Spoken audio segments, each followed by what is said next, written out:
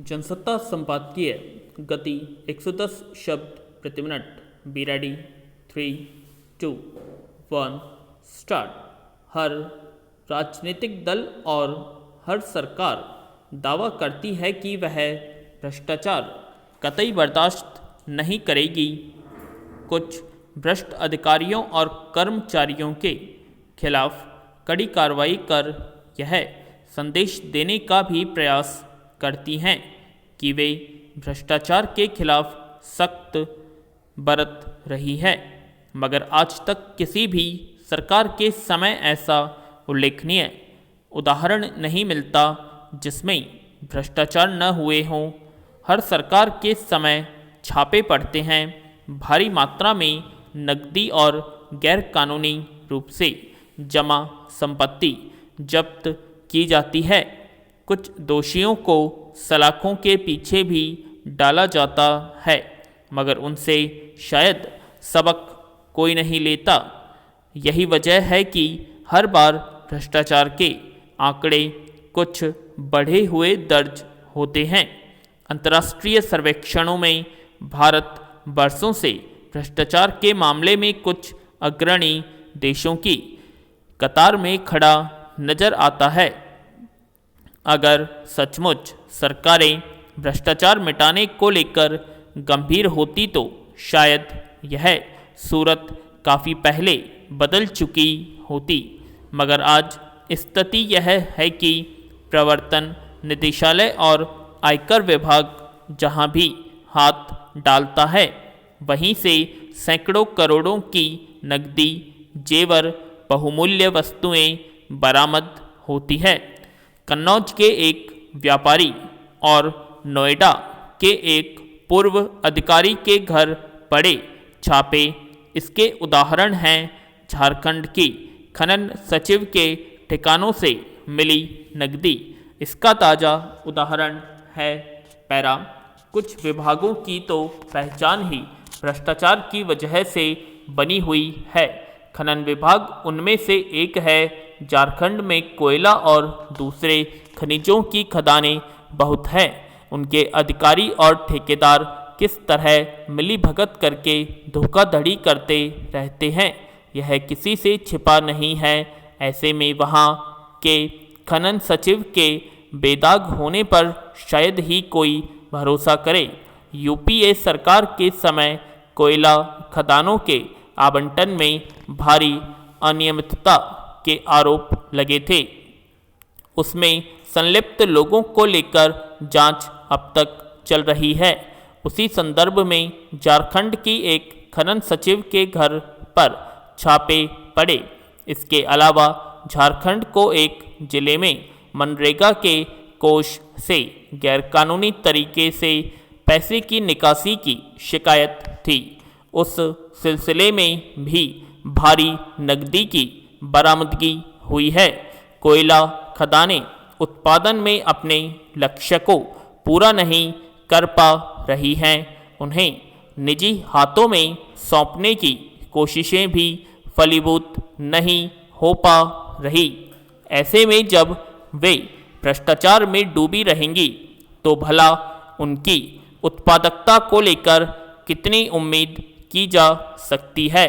मनरेगा लोगों को 100 दिन के रोजगार की गारंटी योजना है, मगर यह आज इस कदर भ्रष्टाचार ग्रस्त है कि ज़रूरतमंदों को आधे समय में भी काम नहीं मिल पाता। जिन्हें मिलता है उन्हें पूरी मजदूरी नहीं मिल पाती।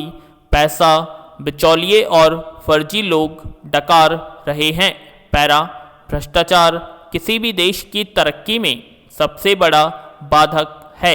यह बात हर राजनेता अधिकारी जानता है, मगर इसे रोकने की इच्छा शक्ति किसी में नज़र नहीं आती। जो रोकने का प्रयास करता है उसकी जान का खतरा बना रहता है। इस तरह हमारे देश में भ्रष्टाचार अब प्रकट है। अब सरकारें भी भ्रष्टाचार रोकने के नाम पर अपने विरोधियों को सबक सिखाने की ही कोशिश करती देखी जाती हैं।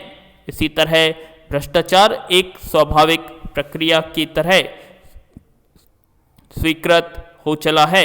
ऐसे में थोड़े थोड़े समय पर अधिकारियों, नेताओं, व्यापारियों आदि के ठिकानों पर छापे मारने भर से इस नासूर का इलाज संभव नहीं है। इसके लिए दृढ़ राजनीतिक इच्छा शक्ति की ज़रूरत है। पैरा। श्रीलंका में राष्ट्रपति गोटबाया राजपक्षे ने फिर से आपातकाल लगा दिया।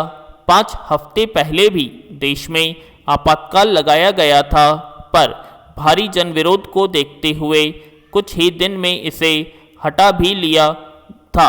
इस बार लगाया गया आपातकाल कब तक जारी रहेगा कहा नहीं जा सकता। इससे यह साफ हो गया है कि श्रीलंका में हालात बेकाबू हैं। 3 महीने पहले जिस संकट की आहट सुनाई दे रही थी वह अब चरम पर पहुंच गया लगता है। चारों तरफ समुद्र से घिरा यह प्रायद्वीप इस वक्त अपने इतिहास के सबसे गंभीर राजनीतिक और आर्थिक संकट से जूझ रहा है। ऐसे दुर्दिन यहाँ के लोगों ने शायद ही पहले कभी देखे होंगे। रोजाना के घटनाक्रमों और राजनीतिक उथल पुथल को देखकर लगता नहीं है कि जल्द ही इस मुल्क की गाड़ी पटरी पर आ पाएगी। मुश्किलें इसलिए भी बढ़ गई हैं क्योंकि राष्ट्रपति गोटबाया राजपक्षे और प्रधानमंत्री महिंदा राजपक्षे को लेकर देश की जनता में भारी गुस्सा भर चुका है। विपक्षी दलों से लेकर जनता तक अब राजपक्षे परिवारों को सत्ता में और नहीं देखना चाहती। पैरा। देखा जाए तो श्रीलंका की कंगाली से कहीं ज़्यादा बड़ा संकट राजनीतिक अस्थिरता का खड़ा हो गया है। महीने भर पहले राष्ट्रपति ने कैबिनेट भंग कर नए मंत्रिमंडल का गठन कर लिया था, लेकिन गठबंधन में 41 सांसदों के अलग होने के बाद राष्ट्रपति ने संसद में बहुमत भी खो दिया था। तब से अंतरिम सरकार बनाने की बातें चल रही हैं। गोटबाया राजपक्षे ने विपक्षी दलों से अंतरिम सरकार में शामिल होकर देश को आर्थिक संकट से निकालने का प्रस्ताव भी रखा, पर विपक्ष इस पर कैसे सहमत हो सकता है। प्रधानमंत्री महिंदा राजपक्षे पर इस्तीफे के लिए भारी दबाव है, पर वे टस से मस नहीं हो रहे।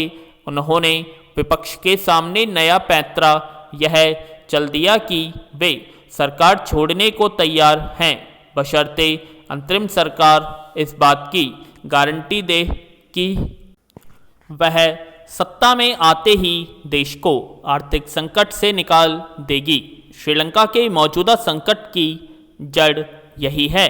इसलिए अब बड़ा सवाल यही उठ रहा है कि श्रीलंका में जिस तरह का राजनीतिक गतिरोध बन गया है वह कैसे टूटेगा। राष्ट्रपति और प्रधानमंत्री को लेकर देश के भीतर जिस तरह का आक्रोश है वह किसी भी क्षण भयानक हिंसा के रूप में सामने आ जाए तो कोई हैरानी नहीं होगी। छात्रों ने संसद को घेर रखा है। पूरे देश में न केवल लोग बल्कि सरकारी कर्मचारी तक सरकार के खिलाफ सड़कों पर है। देशव्यापी हड़ताल और हिंसक प्रदर्शनों का सिलसिला बढ़ता जा रहा है। इसी डर से राष्ट्रपति ने आपातकाल का सहारा लिया है। पैरा। अगर श्रीलंका में ऐसे हालात कुछ दिन और रह गए तो इसके नतीजे कितने गंभीर होंगे इसकी कल्पना भी नहीं की जा सकती। लोगों के पास खाने को नहीं है, जरूरी दवाएं तक नहीं मिल रही। स्वास्थ्यकर्मी भी सरकार के खिलाफ आंदोलन में शामिल हो गए। विश्वविद्यालयों के छात्र भी मैदान में उतर आए हैं। देश के पास विदेशी मुद्रा भंडार खत्म हो चला है। श्रीलंका अंतर्राष्ट्रीय स्तर पर मदद के लिए गुहार लगा रहा है, पर उसे अभी तक कहीं से कोई ऐसी मदद नहीं मिली है जो उसे इस संकट से निकाल सके। अगर श्रीलंका में सत्ता का झगड़ा जल्द नहीं सुलझा तो देश को और बुरे दिन देखने पड़ सकते हैं, लेकिन लगता है कि संसद में बहुमत खो देने और लोगों का भरोसा गंवा देने वाले गोटबाया कुनाबा अब आपातकाल सेना और पुलिस के बल पर सत्ता सुख भोगने का रास्ता निकाल चुका है। पूर्णविराम।